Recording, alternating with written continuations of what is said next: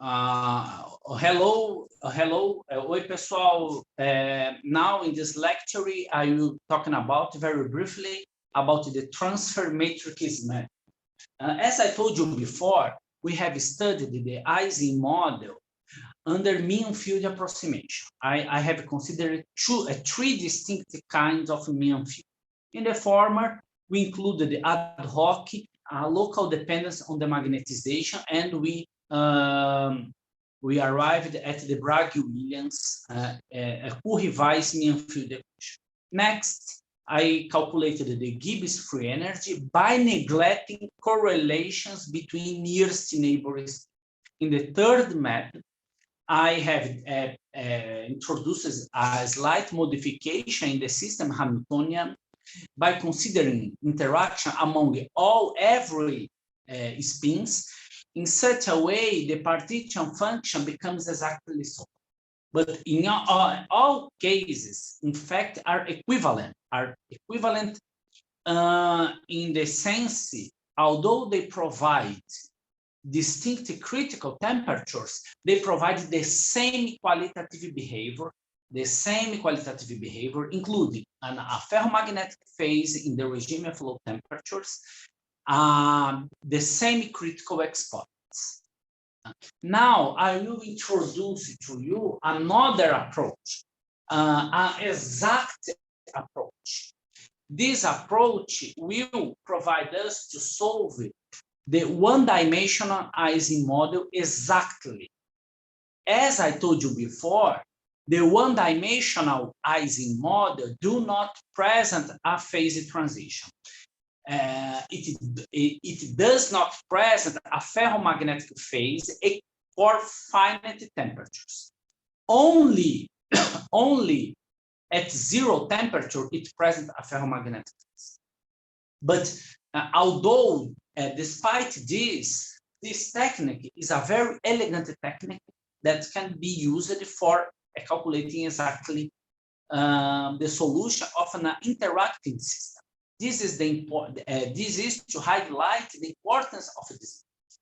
Okay, but I will employ it in the one-dimensional Ising model, and we will find exactly the thermodynamic properties. As we are going to consider the one-dimensional case, I will not find a phase transition, okay, except the trivial critical.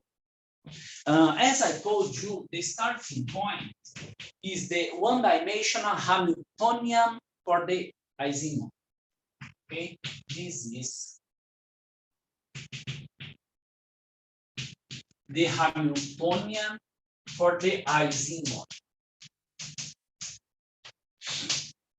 This is the Hamiltonian for the one-dimensional case in which one spin interacts with its nearest neighbor, the right and the left. Okay. And this is the one-dimensional version for the Ising model. Both summations are carried out for all spins, and we see that in the previous examples in the main field approach, this summation was carried out for the nearest neighbor spins. Okay, nearest neighbor spins. Since we are in the one-dimensional, let's see. This is this summation, this term becomes this. Okay, so what I am going to show? I am going to show you that by calculating this partition function, the partition function can be written down as a product of transfer matrices. I am going to show you this. The partition function can be evaluated as a product of transfer matrices. And I will use some properties of these transfer matrices, and it will allow us to obtain the largest eigenvalue of this transfer matrix. And this largest eigenvalue will give us the partition function. Okay, so just to have in mind this, I will calculate the partition function straightforwardly. I am going to show that this partition function can be decomposed, can be written down as a product of transfer matrices. And I am going to use some properties, and these properties we will arrive at the summation of the largest eigenvalues of the transfer.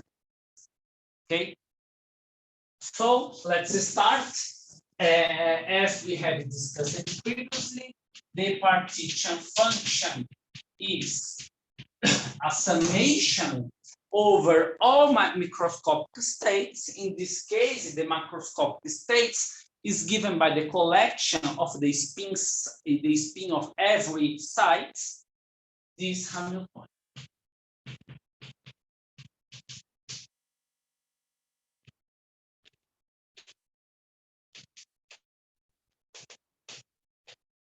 Okay, this is the partition function.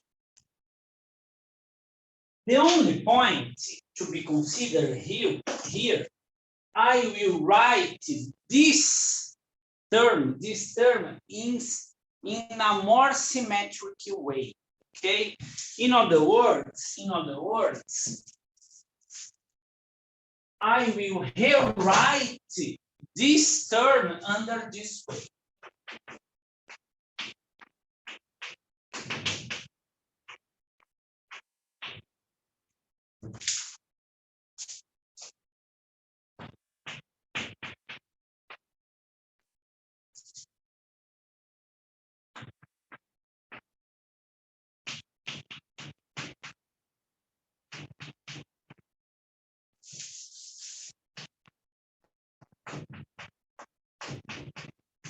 Okay, the only changing I consider from this part to this one is this term. I rewrote it in this way.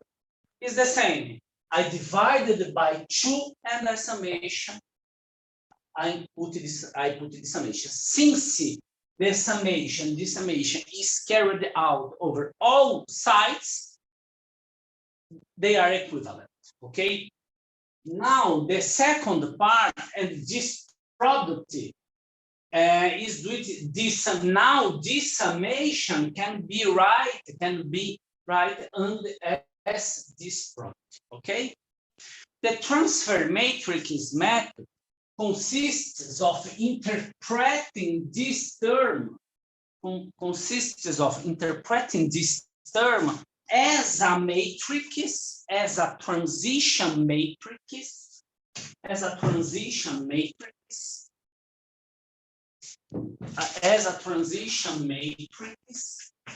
with these properties.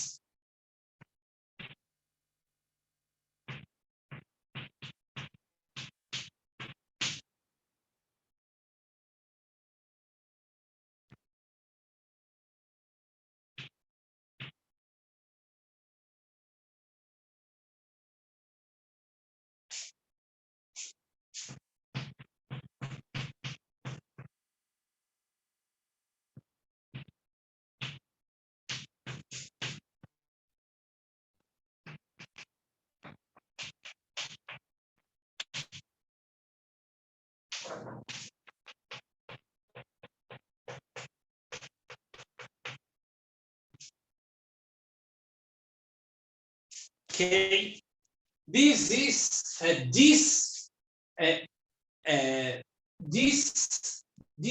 term can be interpreted as a transition matrix with these properties. But we see that the spin for every site assumes only 2 values, plus and minus 1. So this first term, so the first term is the following. So the first term is both are positive.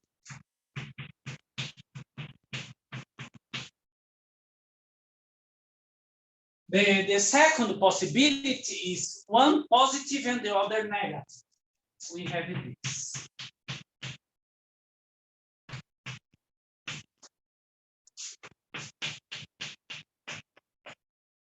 And another possibility is every spin is negative. Once again, this term, the idea of the transfer matrix method is to consider each term in this product from the product as a matrix with these properties. Okay, in this, the first term is every one positive. The second possibility, one is positive and the other negative, are the off-diagonal elements. And the third case is every negative. Of course, if you wanted to consider the minus in this row and the positive row, is only to consider the transpose of this. Okay. So once again, I can rewrite once again for every spins, for every term, we have this as a matrix with these elements, in which each element is given by this. Okay. When we do that, the partition function can be written in this way.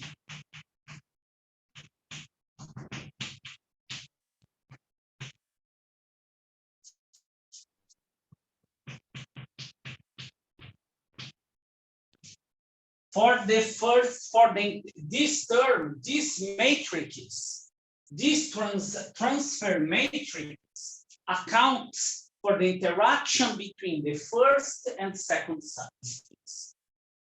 This term accounts for the interaction between the second and the third spins, and so on until the last side. But in this case, I will consider periodically boundary conditions in such a way for the last spin is its left nearest neighbor is this, but its right nearest neighbor is the first side. This is what means periodically boundary conditions. Okay.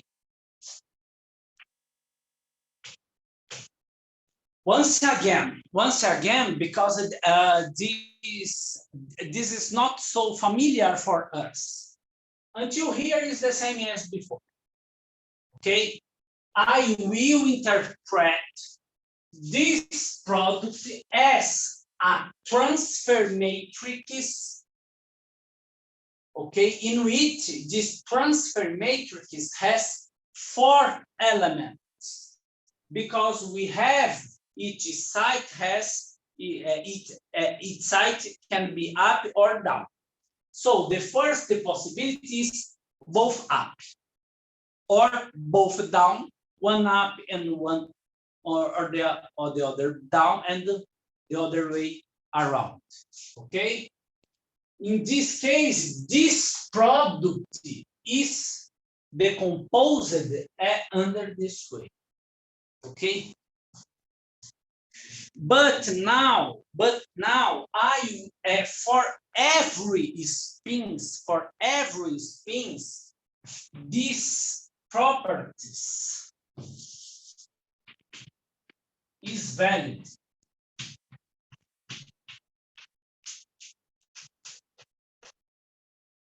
For every spins, site, I mean, for every site is valid its completeness relation. Is the here is the unitary operator. Okay, so I will use these properties. I will insert, I will use this property. We see that for when I write it down, when I decompose this term as a product of transfer matrices, and when by using these properties, I see that it follows that the summation, for example, over the second spins only appear here, but we have a summation here. So we have this.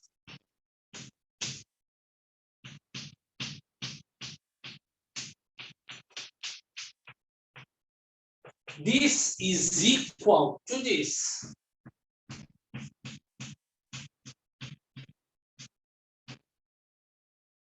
Because I used this, the previous problem. So when we use this, I have the following.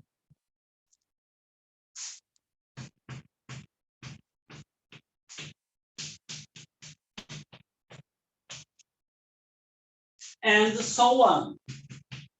But I can use this property again for the third site. But by summation over sigma 3, I have the third power here. Okay?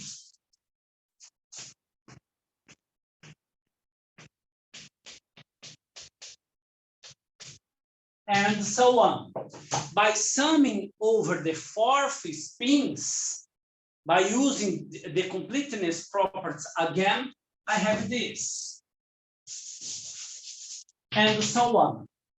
By using this for every site, we arrive at the final result.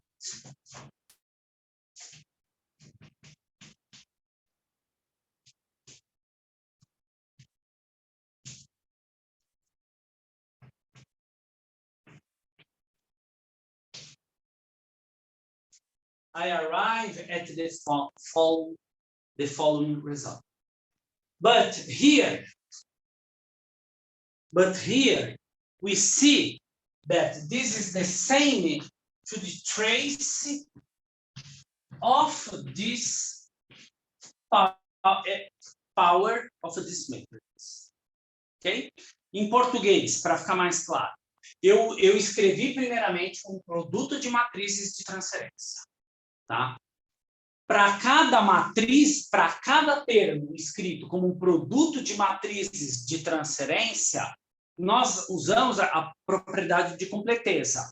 Tá? Com isso, duas matrizes vizinhas, quando somadas pelo operador que aparecia no meio, era 1, então as duas matrizes se multiplicavam. Repetindo isso para os demais, eu cheguei nisso.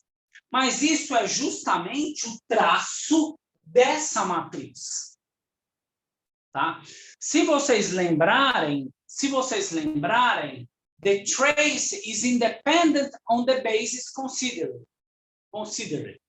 So I can write the trace of this matrix in the basis of the eigenvalues of the transfer matrix. Okay? So once again, this matrix, the transfer matrix, the trace does not depend on the basis considered. So I can, instead of calculate this by considering this basis, I can consider the basis of the eigenvalues of this matrix. Okay?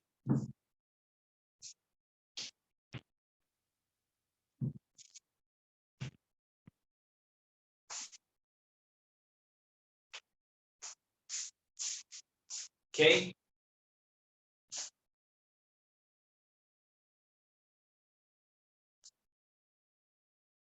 So I have this.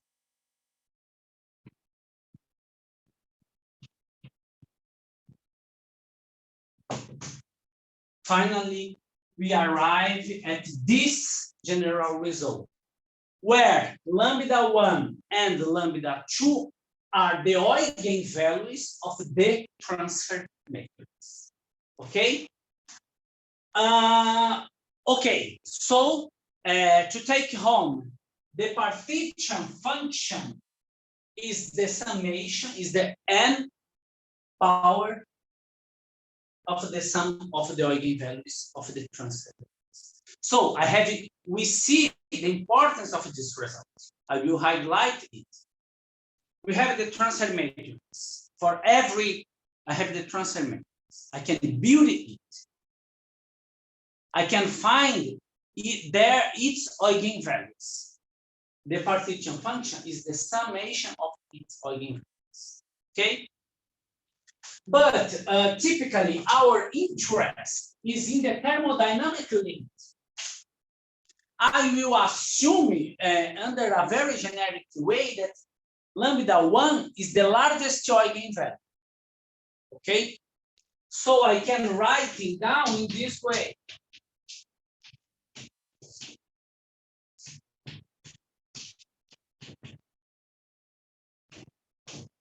I can rewrite under this way. Since lambda 1, for hypothesis, I am assuming that it is the largest eigenvalue, this term vanishes in the thermodynamic limit.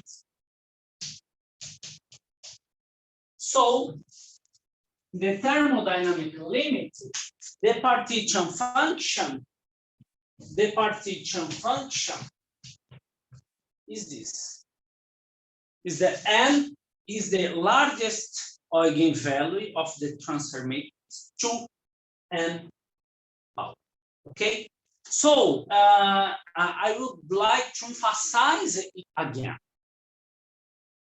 We have the transfer matrix. It can be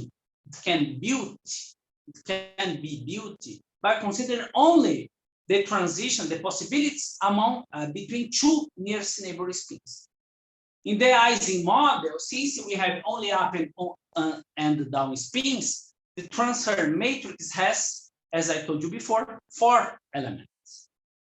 For this transfer matrix, I can find its eigenvalues. The partition function is directly related to its largest eigenvalue. If we have the partition function, we have everything. Because we can find, for example, the Gibbs free energy.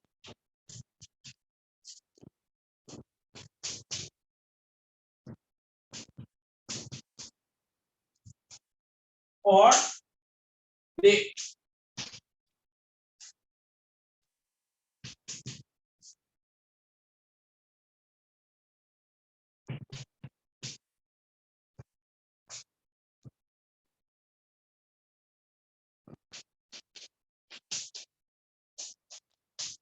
okay, and so on.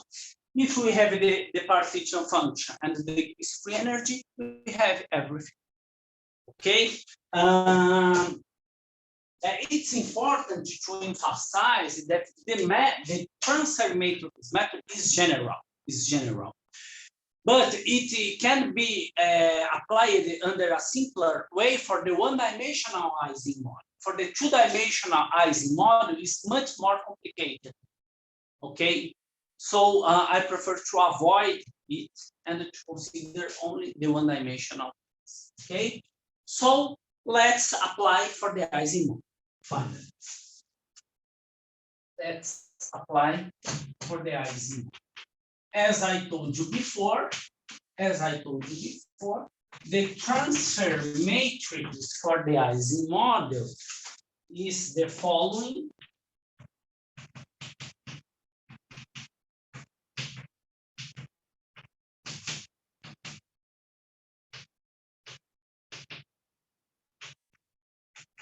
Okay, is this. Once again, I can interpret this.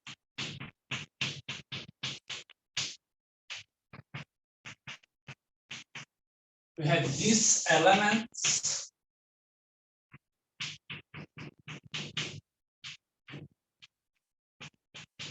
Okay, we have the transfer matrix T has these elements, and as before, by only inserting plus here, plus for sigma or sigma prime, and plus for sigma prime or sigma, we arrive at this. Once again, it's only to calculate the largest eigenvalue of this transfer matrix. It can be straightforwardly evaluated. There is no secret for that. And we have this.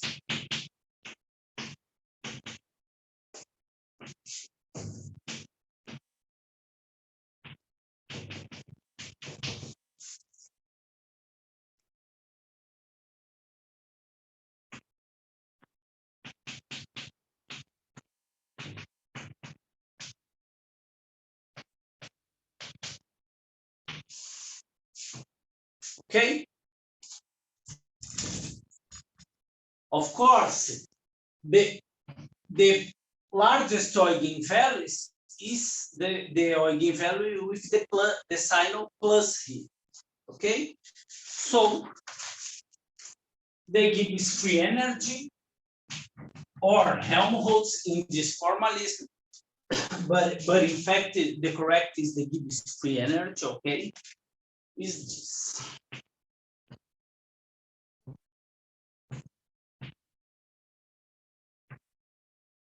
Okay, this expression can be just let me see.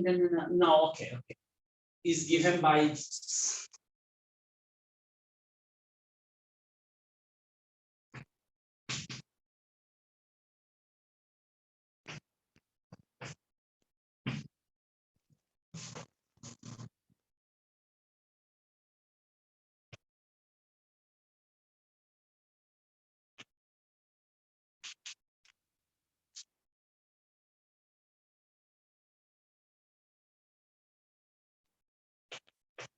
Okay. Okay. Of course, also here, until here, we almost finished. Okay, I evaluated the partition function, the Gibbs free energy, so we have everything. Now, to finish this part, I am going to calculate the magnetization. Actually, our interest is the Ising model interacting system. It is to see our interest consists of to see if we present a spontaneous magnetization for zero magnetic field. So from this expression, I will calculate the magnetization per spin. And I will consider the zero magnetic field and see if the magnetization is different from zero, the system, okay, presents a spontaneous magnetization. If it is vanished, if the magnetization vanishes as the magnetic field vanishes too, the system is paramagnetic. Okay, and I am going to show that the second case occurs. So finally, the magnetization is only to take the derivative, the negative of the derivative of the Gibbs free energy with respect to the magnetic field. When we do that, I arrive at this expression.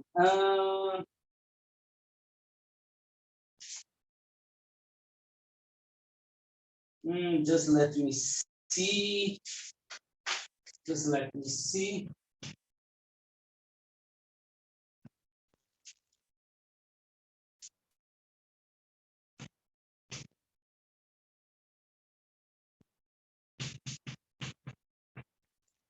It's straightforward to take the derivative.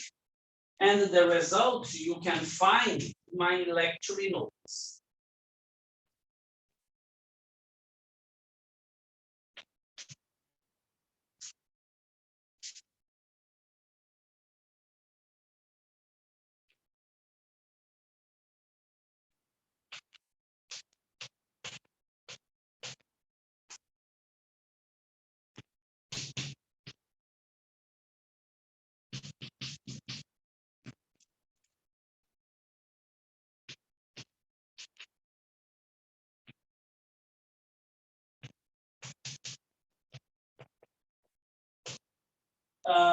Okay, and this is the expression. It's straightforward to take this derivative of the Gibbs free energy respect to the magnetic field.